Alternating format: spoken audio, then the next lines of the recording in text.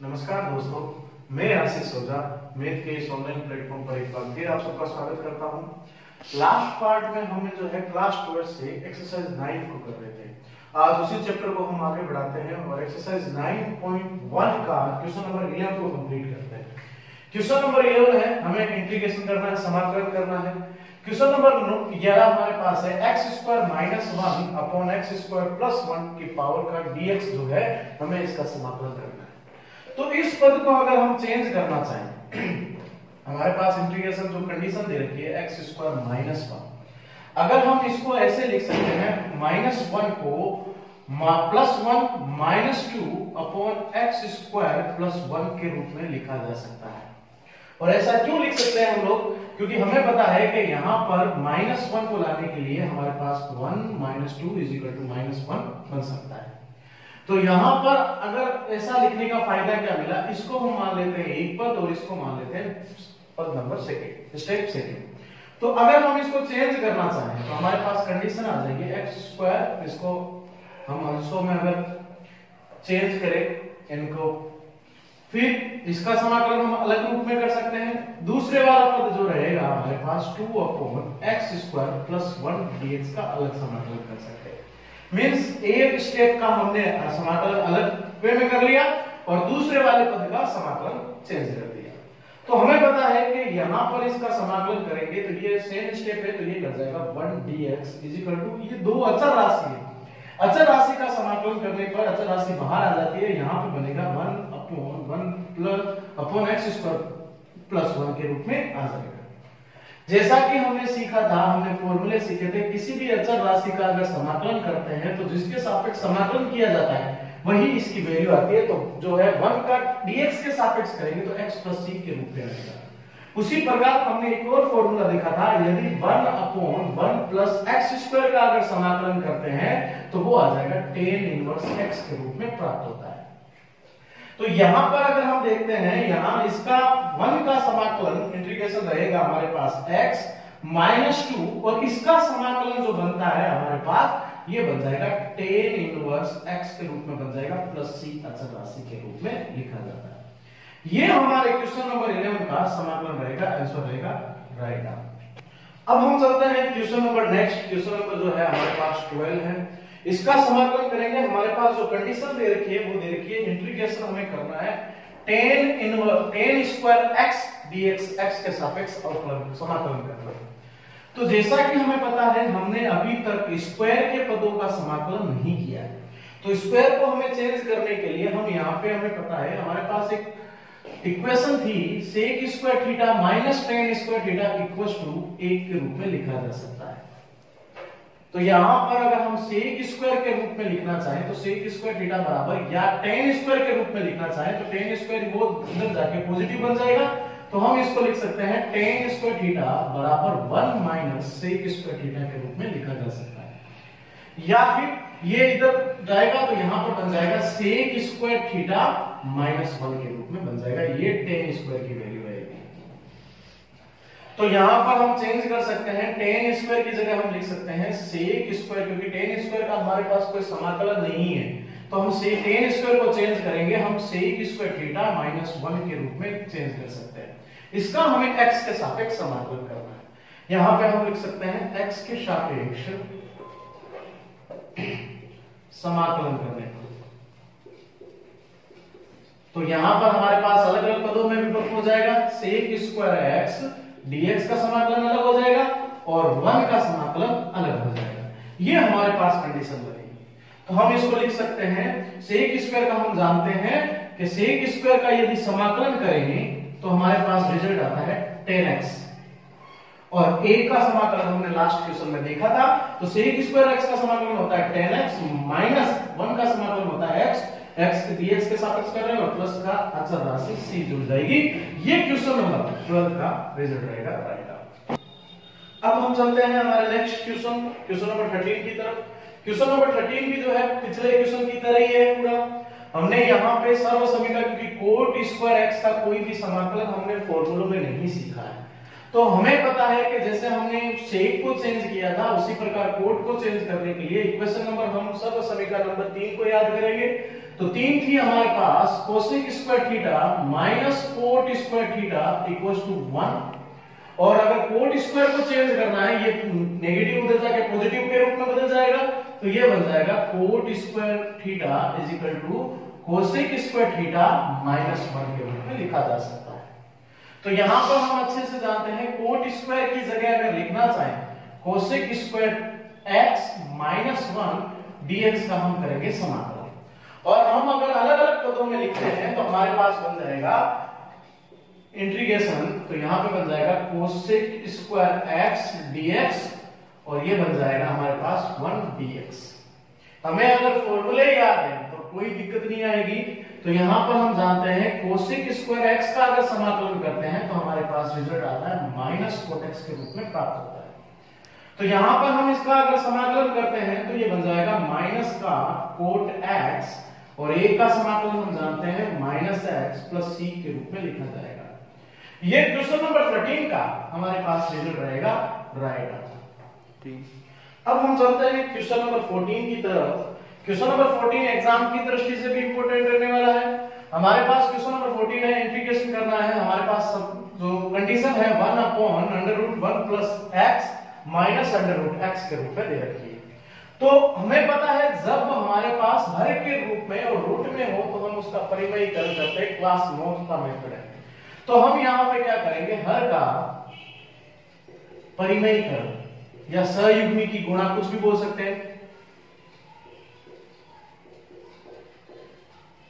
तो हमारे पास जो कंडीशन है तो वो ये है 1 upon root 1 plus x minus x. इसका परिमेयीकरण सहयुग्मी के लिए हम चिन्ह बदलकर ऊपर नीचे गुणा करेंगे। 1 plus x plus x upon वो अंश और हर में दोनों में जो है मल्टीप्लाई करनी पड़ेगी, ये बन जाएगा x के रूप में।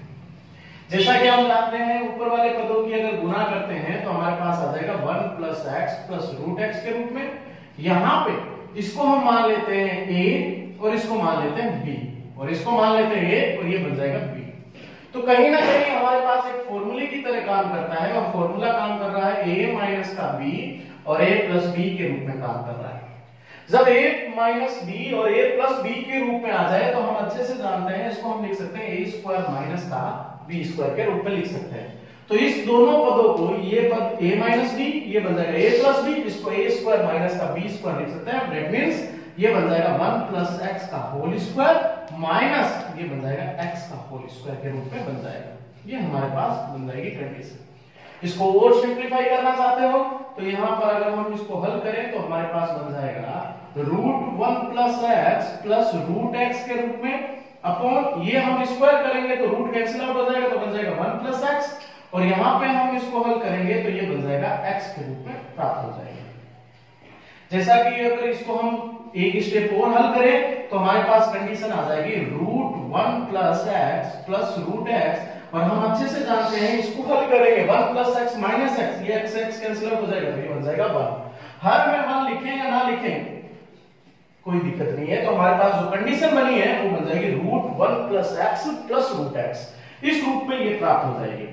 तो हमारे पास जो कंडीशन बनी है जिसका हमें समाकलन करना है वो हमारे पास बन जाएगी 1 प्लस एक्स रूट को हम लिख सकते हैं कि पावर हाफ मींस 1/2 के रूप में लिखा जा सकता है और यहां पे ये बन जाएगा dx, इसका समाकलन हम अलग करेंगे।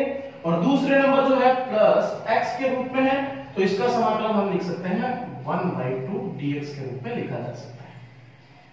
अब हमें इसको हल करना है तो हमारे पास एक और फॉर्मूला था जो हमने देखा था स्टार्टिंग पॉइंट में कि x की पावर यदि n आ जाए उसका समाकलन करना हो या फिर x की पावर n आ जाए उसका हमें अवकलन करना हो तो दोनों का जो रोल रहेगा, फॉर्मेट रहेगा हल करने का वो ये रहेगा। इसमें तो हो जाएगा n x की पावर n-1 और इसमें बन जाएगा x की power n+1 divide by n+1 plus के c के रूप में लिखा जाएगा।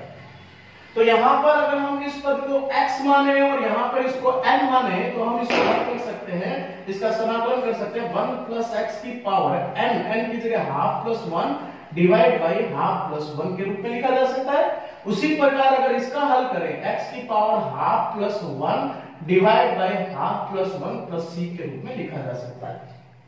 इसको हमें सिंपलीफाई करना है तो हमारे पास कंडीशन बनेगी 1 प्लस एक्स के रूप में इसको हल करें तो ये बन जाएगा 3/2 डिवाइड बाई ये बन जाएगा 3/2 के रूप में, प्लस इसको भी हल करें x की पावर 3/2 और 3/2 के रूप में लिख सकते हैं। और लास्ट इसका हम इसको लिखना चाहें तो हमारे पास i is equal to 2/3 x की पावर ये बन जाएगा 3/2 प्लस 2/3 x की पावर बन जाएगा हमारे पास 3/2 प्लस c के रूप में लिखा जा सकता है। ये क्वेश्चन नंबर 14 का रिजल्ट रहेगा। अब हम चलते हैं हमारे क्वेश्चन नंबर 15 की तरफ। क्वेश्चन नंबर 15 है हमारे पास integration equals to tan square x minus cot square x dx। हमने जितने भी फॉर्मूले सीखे थे हमने ये चीज नोट की थी कि tan स्क्वायर x का और cot स्क्वायर x का कोई समाकलन का फॉर्मूला नहीं था, लेकिन sec स्क्वायर x और cosec स्क्वायर का जो है फॉर्मूला हमारे पास था। तो tan को sec में और cot को cosec में पहले चेंज करेंगे, जैसा हमने पिछले 2 सवालों में किया था। ये उसी का ही विस्तृत रूप है।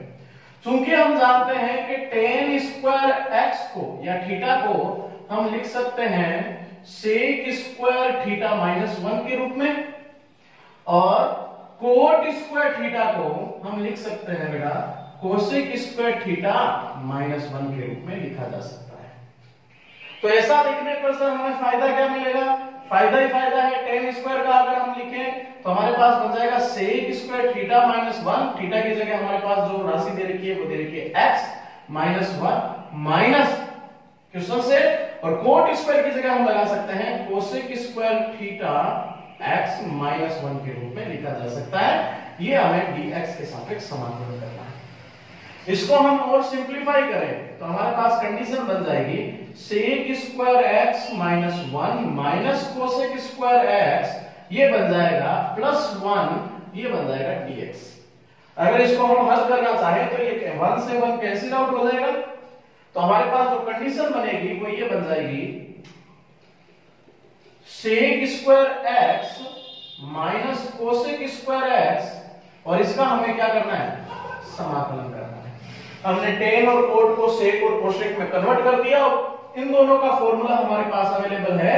ये बन जाएगा sec स्क्वायर x dx और ये बन जाएगा माइनस का cosec स्क्वायर x dx के रूप में बन जाएगा। जैसा कि फॉर्मूला पहले भी लिखा था कि हमें पता होना चाहिए sec स्क्वायर x dx का समाकलन क्या होता है? ये होता है tan x प्लस c के रूप में। और दूसरा फॉर्मूला है हमारे पास cosec स्क्वायर x dx के रूप में फॉर्मूला क्या होता है? Minus cot x plus c के रूप में लिखा जा सकता है। तो हम इसको लिखना चाहेंगे तो यहाँ पे sec स्क्वायर x की जगह आ जाएगा tan x और cosec स्क्वायर की जगह आ जाएगा माइनस, तो ये नेगेटिव बन जाएगा पॉजिटिव, ये बन जाएगा cot x प्लस का c के रूप में बन जाएगा। ये हमारे क्वेश्चन नंबर 15 का रिजल्ट रहेगा। अब हम चलते हैं क्वेश्चन नंबर 16 की तरफ। क्वेश्चन नंबर 16 भी जो है एग्जाम की दृष्टि से इंपॉर्टेंट रहने वाला है। कंडीशन है हमारे पास इंटीग्रेशन करना है हमें sin x upon 1 plus sin x का करना है। तो थोड़ा सा स्टेप यहाँ पे ध्यान में रखोगे कि यदि अंश में एक जोड़ने व घटाने पर तो पद संतुलित रहेगा, और इससे सर हमें हेल्प क्या मिलेगी सवाल में? तो ये बन जाएगा 1 प्लस sin x और यहीं में मैंने माइनस कर दिया 1 और upon 1 plus sin x dx के रूप में लिखा जा सकता है। अब मैं ये एक पद मान लेता हूं, ये दूसरा पद मान लेता हूं। अब इसको अलग करें, हम भिन्नों में परिवर्तित करें तो ये बन जाएगा 1 अपॉन sin x, इसके नीचे डिवाइड होगा 1 प्लस sin x का, इसका dx करेंगे माइनस और 1 के नीचे जो है डिवाइड होगा 1 प्लस sin x और इसका समाकलन अलग करेंगे। तो जैसा कि हम अच्छे से जानते हैं यहां पे बन जाएगा, ये कैंसिल आउट होकर बन जाएगा dx माइनस, ये हमारे पास वापस वही दिक्कत आ गई जो पहले थी। अगर हर में कोई पद आ जाए और ऊपर एक आ जाए तो हम उसका क्या करेंगे? परिमेयीकरण मींस सहयुग्मिकी गुणा। तो यहाँ पे वही रूल लगेगा 1 अपॉन sin x, इसका चिन्ह बदलकर अंश और हर में, साइन बदलकर अंश और हर में क्या करेंगे? मल्टीप्लाई करेंगे। ये बन जाएगा हमारे पास कंडीशन। और जैसा कि अच्छे से जानते हैं हम लोग 1 का जो इंटीग्रेशन रहेगा वो रहेगा हमारे पास माइनस x, और ये ऊपर कंडीशन बन जाएगी 1 माइनस का sin x डिवाइड बाय ये a प्लस b और ये a माइनस b, ये फॉर्मूला बन जाता है a स्क्वायर माइनस का b स्क्वायर मींस a का square minus sine square x dx के रूप में लिखा जाएगा। इस स्टेप पर ध्यान देना। फिर आगे चलते हैं, हमारे पास कंडीशन आ जाएगी x माइनस ये हमारे पास बन जाएगा 1 माइनस का sine x divide by 1 minus sine square theta. Equation number 1 से हम याद करते हैं 1 माइनस साइन स्क्वायर थीटा। हमने सर्वसमीका 1 पढ़ी थी, sine square theta plus cos square theta क्या होता है 1 होता है। उसी प्रकार cos square theta is equal to क्या होता है 1 माइनस साइन स्क्वायर थीटा। तो 1 माइनस साइन स्क्वायर x क्या बन जाएगा कोस स्क्वायर x बन जाएगा, ये यहां पे ये बन जाएगा dx के रूप में। अब सर हमें क्या करना है, इसको हमें वापस भिन्नों में चेंज करना है। 1 अपॉन कोस स्क्वायर x ये चेंज कर लिया, इसका समाकलन अलग करेंगे और यहां पे बन जाएगा, इसको अलग करेंगे तो sin x divide by cos square x के रूप में लिखा जा सकता है। सर इसको हल करेंगे तो हमारे पास बन जाएगा x और इसका समाकलन 1 अपॉन कोस स्क्वायर x क्या होता है sec square x dx minus इसको अगर हल करें sin upon cos square x तो एक तो बन जाएगा sec x और एक बन जाएगा tan x के रूप में बन जाएगा। हल करके देख सकते हो आप। और जैसा कि हमने पिछले 2-3 सवाल में देखा है, x sec स्क्वायर का समाकलन होता है tan x के रूप में और sec x tan x का अगर समाकलन अगर हम पढ़ें तो हमें पता है इसका समाकलन होता है sec x माइनस का sec x। तो यहां पे बन जाएगा नेगेटिव बन जाएगा plus sec x plus c के रूप में लिखा जा सकता है। ये हमारे क्वेश्चन नंबर 16 का रिजल्ट रहेगा राइट। अब हम चलते हैं क्वेश्चन नंबर 17 की तरफ। क्वेश्चन नंबर 17 भी वही है, हर में हमारे पास कंडीशन दे रखी है और अंश में हमारे पास एक है, तो इसका संयुग्मी जो है गुणा करेंगे। संयुग्मी गुणा करने के लिए हमें पता है कि चिन्ह बदलकर अंश और हर में क्या किया जाता है मल्टीप्लाई की जाती है। तो ये हमारे पास कंडीशन बन जाएगी, हमारे पास 1 प्लस cos x और ये बन जाएगा a minus b, a plus b वाला फॉर्मूला बन रहा है a स्क्वायर माइनस का b स्क्वायर dx के रूप में बन जाएगा। अब इसको हल करेंगे तो हमें पता है जैसा लास्ट क्वेश्चन में किया था, हमारे पास बन जाएगा 1, ये बन जाएगा 1 माइनस कोस स्क्वायर थीटा, ये बन जाएगा साइन स्क्वायर x के रूप में बन जाएगा सर्वसमीका 1 से। अब जैसा लास्ट क्वेश्चन में हमने आंशिक भिन्नों को तोड़ा था, उसी प्रकार यहां पे भी हम अलग कर सकते हैं। 1 अपॉन साइन स्क्वायर x का समाकलन करेंगे प्लस यहां पे है cos x का समाकलन अलग करेंगे साइन स्क्वायर x के रूप में। जैसा कि हम अच्छे से जानते हैं ये बन जाएगा हमारे पास cosec स्क्वायर x का समाकलन और ये बन जाएगा हमारे पास 1 अपॉन ये बन जाएगा cosec x और cot x के रूप में बन जाएगा।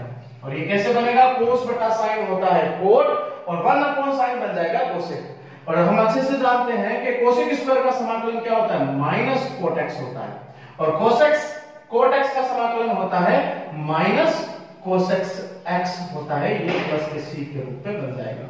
फॉर्मूले हमें याद रखने हैं, ये हमें क्वेश्चन नंबर 17 का रिजल्ट रहेगा राइट आंसर। अब इससे जुड़े सवालों को हम नेक्स्ट पार्ट में करने वाले हैं। आज हमने क्वेश्चन नंबर 17 तक कंप्लीट कर लिया है, कल हम क्वेश्चन नंबर 18 से लेने वाले हैं। धन्यवाद।